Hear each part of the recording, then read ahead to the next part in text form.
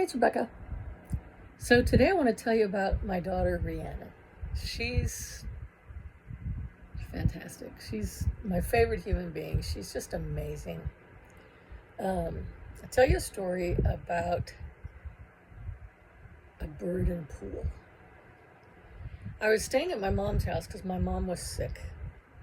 And my daughter had gotten a duplex across the street. So it was great. We could just hang out and go back and forth and still have our own privacy and not drive each other crazy. It was great.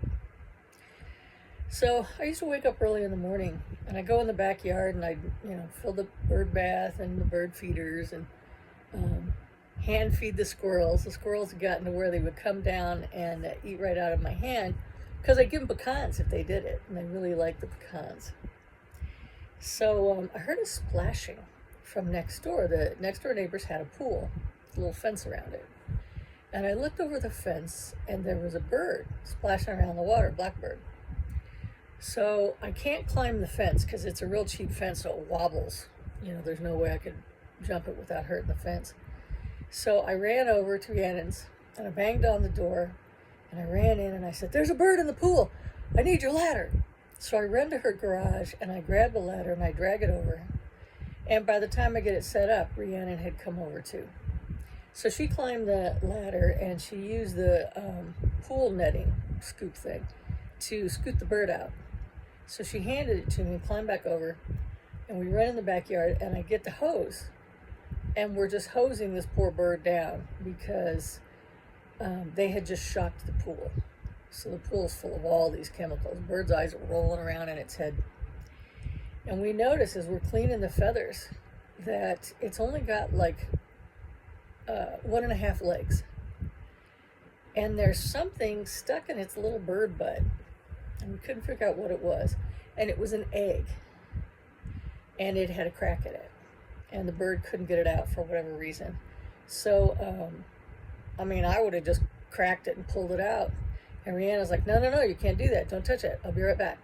So she runs over to her place. She comes back with an eyedropper, a bottle of saline solution, and a pair of tweezers. I'm like, what are you doing? So she taps a hole in this egg that's still in the bird's body, big enough to get that eyedropper in. And then she started sucking the rotten goo that was inside of it and squirting it out. And then she filled it with saline solution and she scooped that out again and, sucked it out. And did this like 3 or 4 times until the ook in the egg was clear. Only then did she start to very meticulously break little pieces and pull the pieces out one by one. Now by this time the bird is like, okay, I'll just let you do it, because it was, really struggling before I'd hold it. And its mate was on the telephone line right above her head, just watching. So she gets it all cleaned out. Then she puts a saline solution directly into the little birdie's butt and and sucked all that out. And then by then the bird's looking around like completely comfortable. So I just let it sit on my lap. And I thought I'd just fly away. And it didn't, it just sat there. And then, she was petting it like this. And I said, "You gotta name it. It's obviously a girl. What are you gonna name it?" And she goes, "Peg," because of the leg. So then finally, it was grooming its feathers and stuff. And finally it kind of flew off my lap and hopped over underneath this bush. And then we got up and went to the other side of the yard.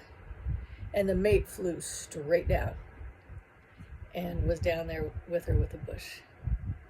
So Rhiannon saved that bird, from getting, sepsis or anything like that from all that rotten egg inside of her. And she had the wherewithal to think of that, whereas I would have just said, crunch it, pull it out. And then that probably would have poisoned the bird.